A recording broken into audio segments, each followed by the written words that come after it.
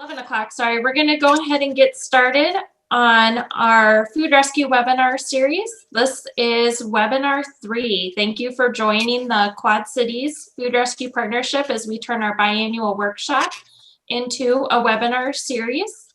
Some general housekeeping for the final webinar is the slides and recording will be made available after on the Food Rescue Partnership website. We will take questions and answers in the chat to all panelists and participants. All questions will be answered at the end of today's webinar. And attendees, please just make sure you are muted. You can turn off your cameras as well. Today's webinar will recognize Quad City businesses and organizations that have taken a stand against food waste in our community by donating their excess food to local nonprofit hunger relief agencies to feed hungry people, or farmers donating the food for animal feed and compost.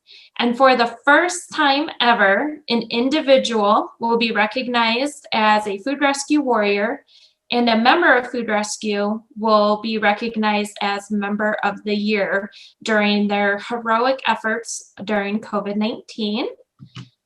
Today's featured speakers are Food Rescue Partnership Board members, Pete Vogel and myself, Christina McDonough. Pete Vogel is a lifelong resident of the Quad Cities and is leveraging his work for food rescue to continue the family legacy of his father, Bud Vogel, who was the founder of Riverbend Food Bank. The Food Rescue Partnership allows Pete the opportunity to pursue his passion for feeding the hungry and leveraging his years of experience and work in the Quad Cities. I currently serve as the Food Rescue Partnership Board Chair and work at the Scott County Health Department. I've been involved with the onset of the Food Rescue Partnership since it formally started in 2013. And we will also hear from 2 surprise award winners. So a little bit about the Food Rescue Recognition Program here. It was developed and standardized by stakeholders to recognize establishments throughout the Quad Cities for their exemplary food rescue efforts. The program was launched in June of 2016, and there are currently 19 establishments recognized throughout the Quad Cities, and one received a customized action plan to work towards a recognition. So that's something that we'll continue to do as a group, is work with organizations to recognize them or to help them along their food rescue path if they need that. So members of Food Rescue donate their surplus food to local nonprofit hunger relief agencies, farmers for animal feed, and or they compost. In some cases, maybe all of the above.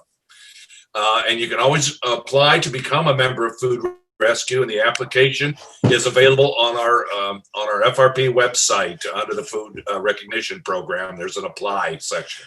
So we encourage people to do that. So these are a list of members of the Food Rescue currently. Those recognized receive our certificate, a window cling, and are highlighted on our website and Facebook page. So just a little bit about each one, because they all do such good work. It's worth talking about what they do. And Arby's, as a franchise, has been donating food and other supplies to Friendly House in Davenport for over the last 15 years and more. They participate overall in No Kids Hungry campaign, and their donations include various types of meat, cheese, brown sugar, bread, even cleaning supplies. And last year alone, $1,000 worth of bacon to Friendly House. The Bettendorf Community School District donates food and promotes composting. Blckpearl Catering. Yolanda Jefferson has been professionally cooking since she was 15. At age 20, Yolanda fostered an extraordinary passion to reduce food waste from Blckpearl Catering, her full-service catering company, by donating excess food to nonprofits in the Quad Cities. At Crawford Brew Works, nearly 800 pounds of wheat is donated weekly to Clausen Brothers Farms from Crawford Brew Works. Sometimes they even donate to Eastern Iowa Baking Company to make and sell doggy biscuits. So there's excellent examples of food rescue to feed animals. Dairy Queen typically donates on demand as appropriate, and typical food donations come from excess inventory ordering, occasional mistakes when training new employees, or as a seasonal establishment when it's time to close up shop for the winter. So at those times, Dairy Queen donates anything that's left at the end of the season, including chips and cheese, milk, tortillas, buns, etc. It's nice to see the different cases and different situations in which establishments can donate. Davenport's Elks Club, they donate leftover food for their meetings, potlucks, and they advocate for food rescue in the community. Donuts and More, and who doesn't love donuts and donuts and more? They're delicious, and they make daily donut donations to Third Missionary Baptist, King's Harvest, Monroe Schools, and the J.B. Young Food Pantry. Asbury Methodist Church Garden Ministry, webinar 2, our second webinar in our food rescue series, focused on the garden ministry's efforts to donate fresh produce to a wide variety of hunger relief agencies in the Quad Cities. And this year alone, they're producing and donating more than 34,000 pounds of food from that garden to a wide variety. And they also make sure that nothing from the garden goes to waste. They freeze, they produce jams, jellies, they can, so nothing goes to waste. At Hemisphere's Bistro, another example, let's not forget about compost. They encourage their chefs to compost potential food waste. At Jumer's Casino and Hotel, they donate approximately 200 pounds of food to Christian Care Quad Cities weekly. At the COVID-19 business closures, their chefs donated 1,500 pounds of perishable food for numerous food rescue programs. Quick Star, even before they broke ground in our community, they called Riverbend Food Bank to discuss upcoming food donations. And Riverbend themselves received multiple weekly donations from local Quick Stars. And this kind of highlights the joint food rescue partnership and Riverbend Food Bank partnership. North Scott Foods, their typical donations include baked goods, breads, and pastries, which go to North Scott Food Pantry in Eldridge and King's Harvest in Davenport. Pleasant Valley Community School District donates various food that they encounter and doesn't go to waste to King's Harvest. Popcorn Charlie and Company, the man, the myth, and the legend known as Popcorn Charlie, has been donating unpopped kernels to farmers for animal feed for a long time. He also brightens people's days by donating unsold holiday treats and popcorn to St. Mary Food Pantry, the Salvation Army, Handicap Development Center. Charlie feeds people and animals. At Ross's Restaurants, nearly 20 years later, they still make regular donations to Cafe on Vine, which primarily consist of 5-gallon buckets of ground beef. Occasional donations will also include soup, other proteins, and a definite crowd pleaser, their giant cinnamon rolls. Target donates surplus food as encountered to hunger relief agencies around the Quad Cities, often those affiliated with Riverbend Food Bank. The RiverCenter Adler Theater, on average, the facility is able to donate 100 pounds of food each month to King's Harvest and Churches United. Being such a large facility, they're able to donate quite a variety of foods, canned foods, perishables, proteins. Foods like pork loin, beef round, chicken breast, fried chicken, fresh vegetables, canned product, and annually they're able to donate pre-made entrees, sauces, vegetables, starches, and grains from their food show display they do each year. Village Corner Deli, sometimes catering events leave them with a lot of leftovers. Rather than throwing the food away, they donate food to the Salvation Army. That's a great example that a lot of food establishments sometimes find from catering. So when we get our wonderful caterers on board to rescue food, everybody wins. Word of Life Food Pantry is a good example that there are two sides to every food rescue story. That of the donor and that of the recipient. Word of Life Church works throughout the community to help serve those in need. And every other Thursday, they host a food pantry at Earl Hansen Elementary School in Rock Island in partnership with Riverbend Food Bank. And on the third Saturday of every month, Word of Life Church hosts a community kitchen meal site and food pantry in the church's basement. So that takes a little time to talk about, but it's worth hearing about. These are wonderful organizations. So let's talk a little bit about the next major item on our agenda here, the Member of the Year. This is a first for us this year. This member's effort to contact, organize, and mobilize other chefs in the community from local casinos to donate over 4,000 pounds of rescued food to the community is a superb example of leadership and efforts. This organization similarly is recognized for their collaboration with the Scott County Health Department. Their initiative to confirm their ability to operate a safe community kitchen under their valid standing food license, so the professional food handler staff could volunteer and prepare and serve food that would otherwise have been wasted to the community in need, is inspiring. So we surprised this year's award winner with a somewhat misrepresented virtual meeting call. Rescue Partnership is proud to announce that the RiverCenter and Adler Theater has been selected as our first ever member of the year.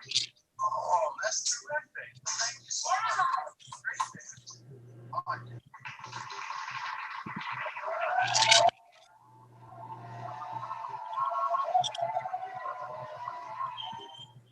I didn't even know you were doing that. That's terrific. It's brand new. This is our first year doing it. Oh, that's terrific. Well, thank you so much. So the Food Rescue Partnership is proud to announce that the RiverCenter Adler Theater has been selected as our first ever member of the year. Chef Chris Carton and his organization exemplify food rescue on a daily basis, but his efforts during the particularly difficult pandemic period in our community stood out when so many people were suddenly and often unexpectedly in special need of food. So congratulations to you, Chef Carton, and to all your staff and the people associated with the RiverCenter Adler Theater on this Member of the Year award, and a sincere thank you to all of you for all you do for our community. Chris? Thank you so much, and we are humbled, we are honored, and it's very strange to be recognized for something that seems to us as such an obvious thing to do as part of the community, and the whole team has really stepped up in the past 3 or 4 years since we've joined your organization, and when this mess started up in March. There was a number of different ideas that we could look at to leap forward and not throw away not just our product on hand that would have been lost, but as well as reach out to all of the other chefs within the community, especially those at the larger operations such as Jumer's Casino in Rock Island, and the Isle of Capri, and the rest of the group that jumped in there. So we appreciate everybody. We appreciate you. We're honored to be a part of the organization. And to us, again, it's just such an obvious thing to do, to rally chefs and to use the product that we have locally here in Davenport, as well as throughout the Quad Cities. So thanks again. And we really, truly are humbled and honored. So I speak for the team and accept that award. Very honored to be here with you.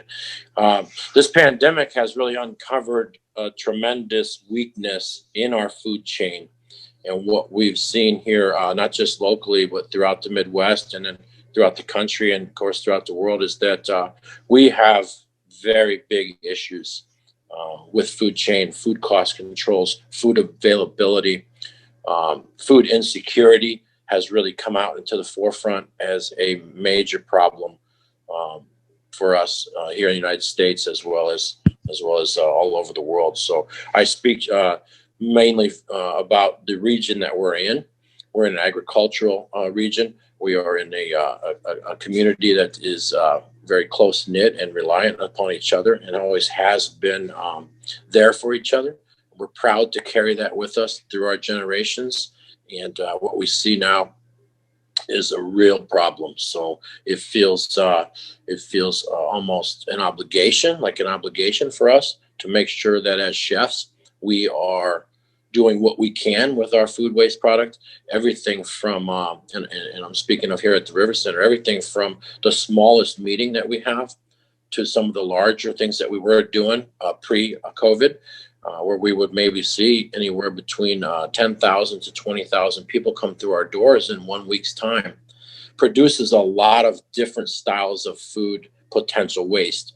And that is what we've really latched onto as a team, to help distribute that to where it will be used the most instead of hitting landfills or what have you. Some examples of that are the large conventions that we do here. The Quad City Visitors Convention Bureau does a really great job of bringing in large variety of different types of events and different types of people and large amounts of people to fill our hotels, hit our restaurants, and make a huge impact on the downtown, as well as our venue here. We look at ourselves as a partner with the community. And when we see those types of conventions come here, we have a lot of product ordered and a lot of product prepped and prepared and served.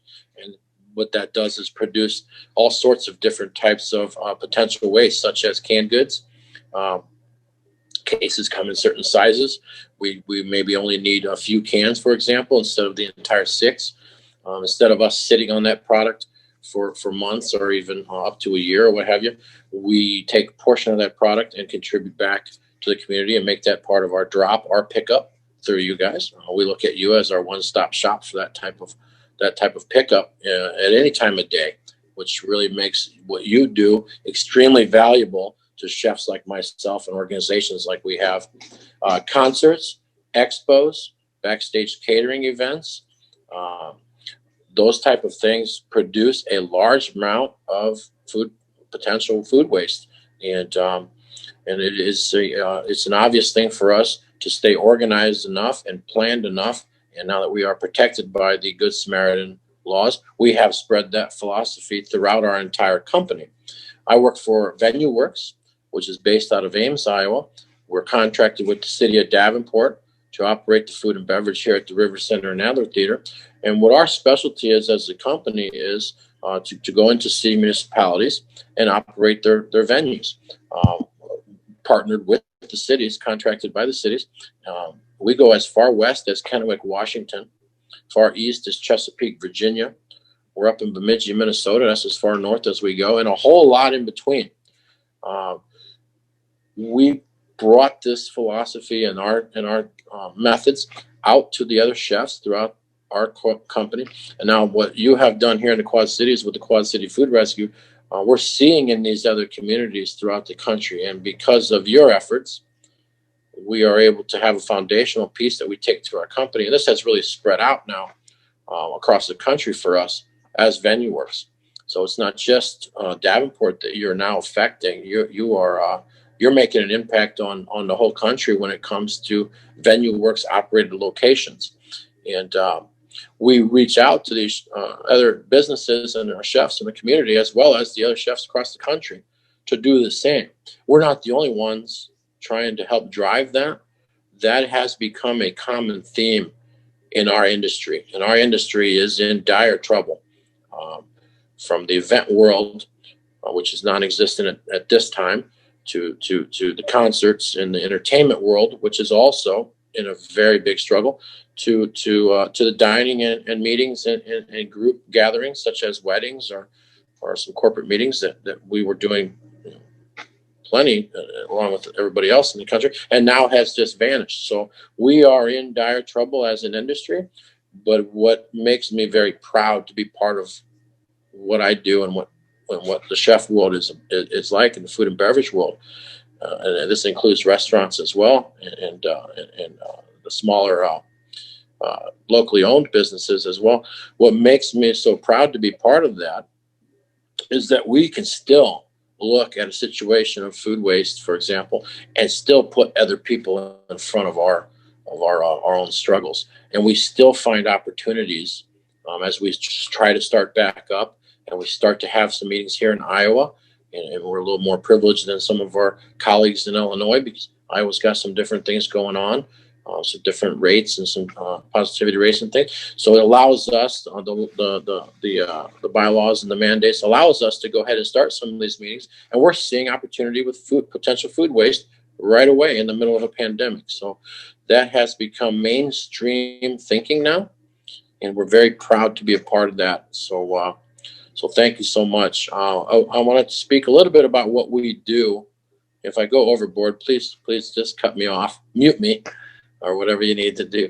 But I wanted to speak about a little bit about what we do as a group here in Davenport. we do have, starting from the outside working in, we have a garden that we've replaced landscaping expenses, both along the front in raised beds and along the sides of the property, along 3rd Street and 2nd Street. We've replaced those landscaping, expensive landscaping, beautiful areas into edible gardens. So this past season was our 5th year of, started off very small, and now we're up to 160 species of all organic, different fruits, vegetables, and a variety of herbs and roots that we use for a number of different things, including the Quad City Food Rescue Program. So we don't let that product go to waste. Now our beds now have become a source of edible foods. We use that to train staff. We use that at community college local to train up and coming chefs, to get them in that style of philosophy of growing and understanding soil and understanding composting and how to utilize a wasted food product in that way, as well as growing and producing foods that can be distributed out or even used for a variety of different other things within your own organization. So we're excited about that. Working our way to the inside. We have the programs in place in the kitchen for our composting and for our food waste areas in our coolers and freezer that we accumulate so much, and then we reach out for assistance in distributing that through you guys, through the Quad City Food Rescue, or we just go directly now to the source. So you guys at the Quad City Food Rescue have a tremendous ability to be able to put those that are in the most need at the top of the list. And we count on you to make sure that the food that we're able to contribute gets to who needs it most. So thank you again for what you do. You're the true members of the year, but you're the true heroes here, and we're all just kind of riding along the freight train a little bit. So thank you all. We donate everything from canned foods, fresh meats, fresh produce, prepared foods that were maybe underutilized during an event or over prepared for whatever reason. Sometimes, for example, we may have a group that is scheduled to be 300 people, and maybe only 200 or 250 people show up. We still have some of that product here that we've prepared or planned or ordered ahead of time to meet our needs. And then it turns out we don't have exactly the same needs we had planned on. So that produces prepared foods, prepped foods, frozen foods. And concession product is another one. Bar and concession fruits and concession product that we use for our different concerts, our different sporting events, our family events that we do. We have concession operations that do simple menus all the way up to a little more finer type concession food where you can walk up and now approach the sneeze guard and order what you like. And that does produce some food, potential food waste as well that we like to distribute to you guys. So thank you again. And I just want to end with a couple of stats that is still keeps me motivated as the chef to be part of an organization like what you do and to be part of the community. And hopefully, as other chefs maybe pull this recording up, or if you're on now, I will speak directly to the chefs in the community as we did in March. This community needs us to understand how dire the situation is within our community, right outside our doorstep, as well as nationwide, region-wide, the Midwest, and of course globally. So I'm honored. Thank you, and I want to end with these two stats. 3 years ago, there was approximately 10 million people in the U.S. that didn't have enough food to eat. That has triple folded since this year, since our situation with the pandemic. We are now at 20, and this is last month's stats, 29 million U.S. adult citizens don't have enough food to eat on a daily basis, which is, again, 3 times higher than it was even just a few years ago or even last year. The other stat that's just shocking to me, and this includes all ages. So chefs, I'm going to mention this, another stat that you can have an impact on And it's 54 million people in the U.S.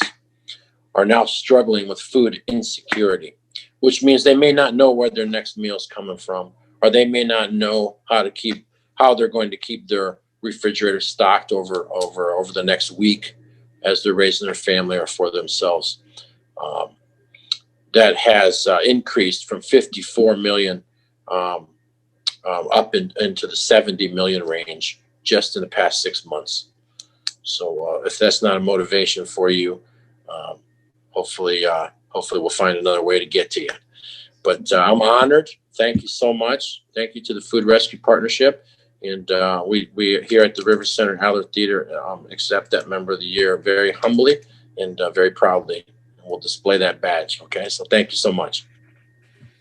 Well, you're welcome, Chris, and thank you for your kind words and your thoughtful words.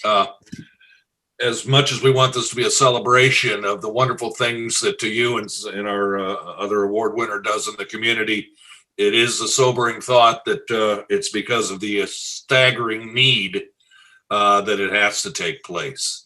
So your comments echoed a lot of the things we heard about the first 3 days of this week.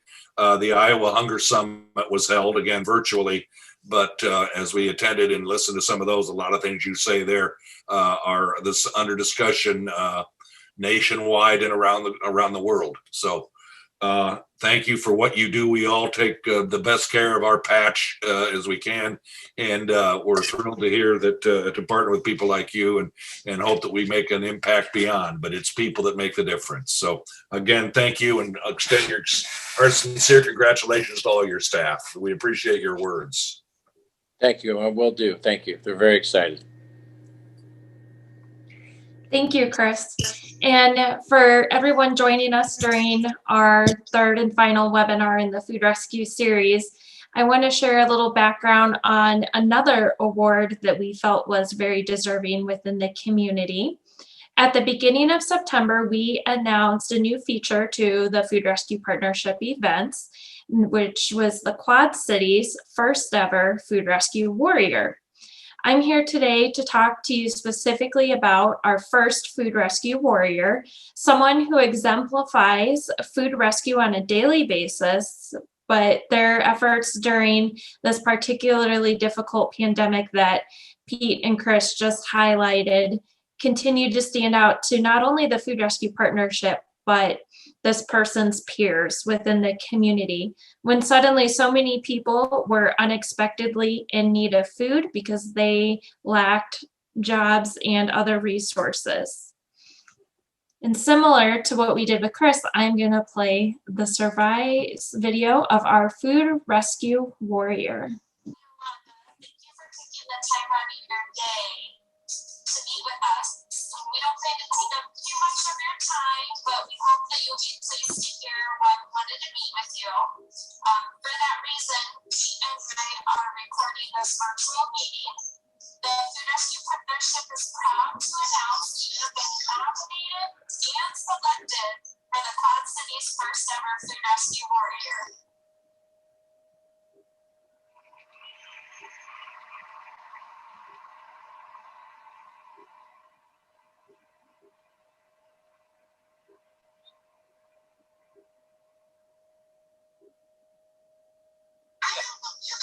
You guys are always up to something. Oh my God. But yeah, it's I don't know what to say. So hopefully, since we surprised Yolanda, she's found a few words to discuss her food rescue efforts. And just bear with me. I am going to try to make sure that when we start the slideshow, I don't lose my place. Wonderful. Yolanda's efforts to reduce food waste and feed those in need for over 20 years is truly inspiring. Talking to people in the community, Yolanda's heard about people facing illness and unemployment who could not access food and other local resources within the community. She utilized her culinary passion, experience, and personal resources to feed nearly 200 people weekly, sometimes even hit that number on a given day. In addition to handing out food donations, Yolanda has been cooking lunch for pickup 6 to 7 days a week. Congratulations to you, Yolanda, on being the first ever food rescue warrior, and a sincere thank you to everything you're doing in the Quad Cities. And I'd like to turn it over to you now, Yolanda.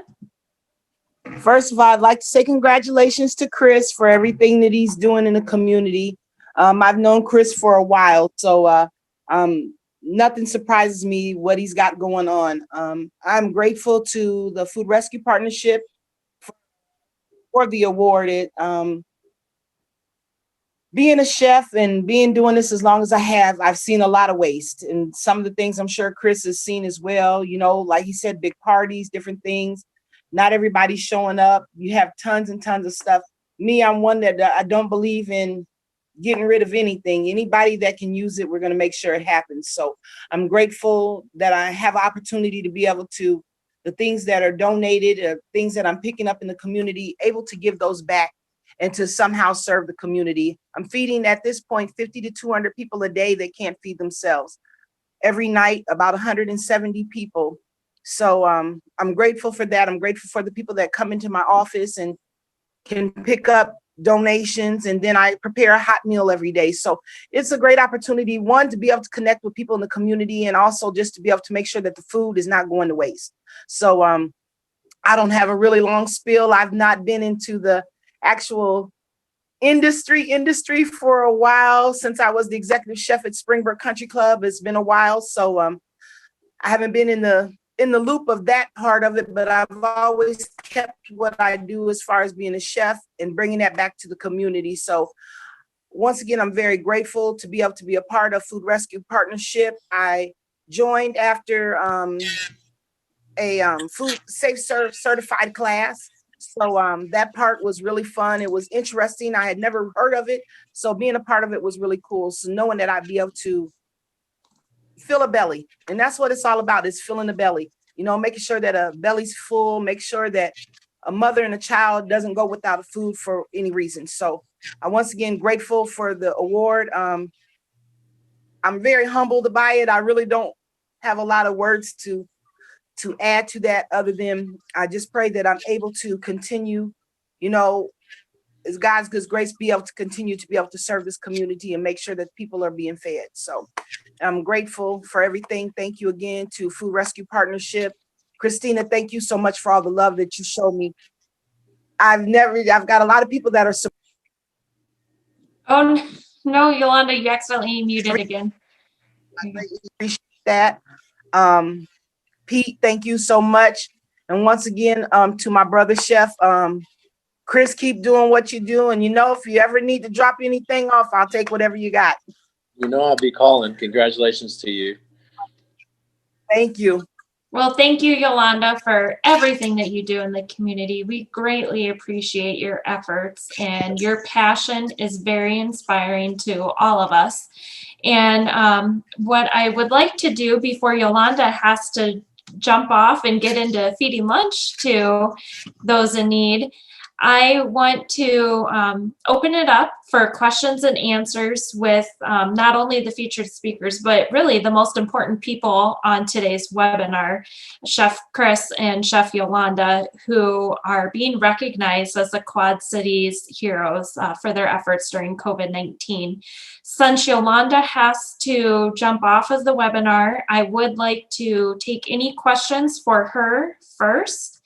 So we'll take a moment here to check our chat box and let us know if there's anything that you want to know.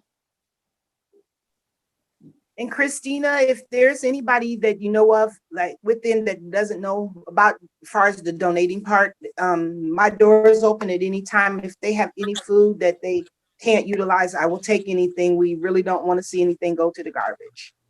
So.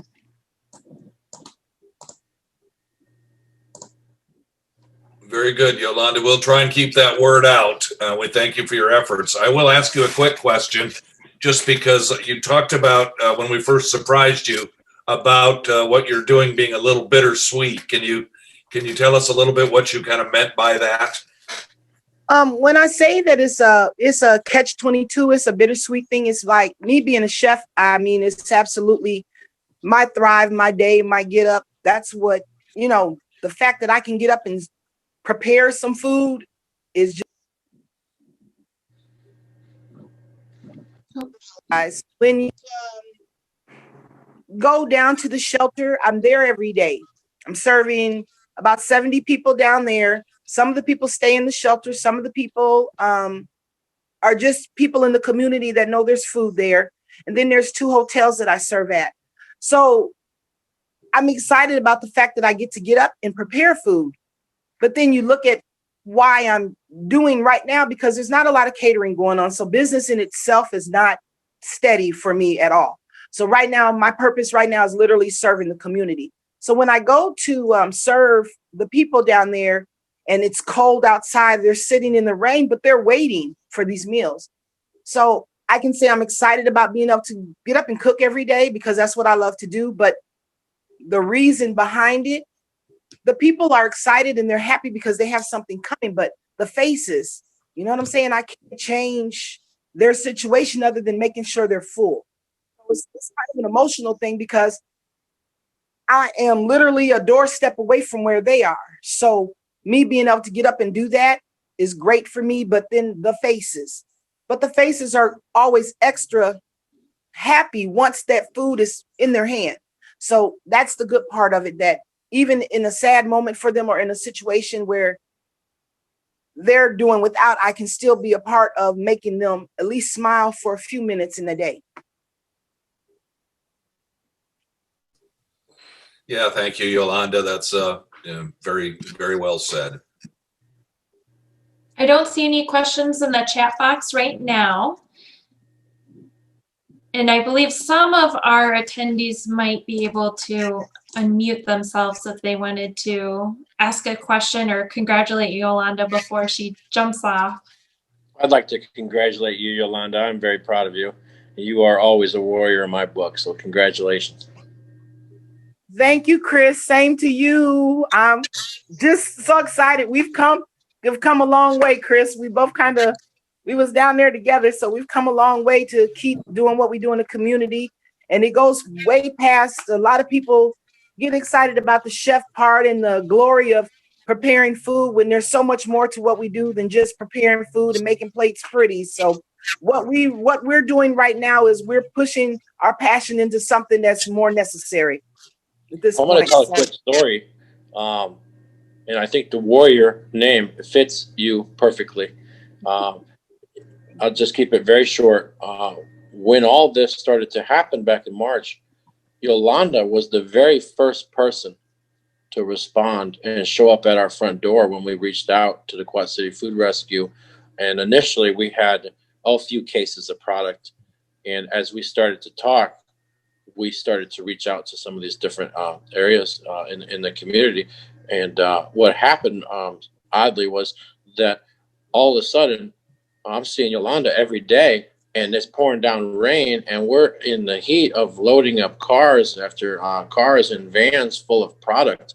And I think we did somewhere between 4 and 5 tons of product. And you were there the entire time helping coordinate and helping distribute and delivering. So warrior is an understatement, but I thought that was a very interesting story, and you just made me remember that, your smiling face. So it's great to see you. Congrats. Thanks again, Chef. I appreciate it. Great. Thank you, Yolanda. We appreciate everything that you do. Are there any other questions for our speakers?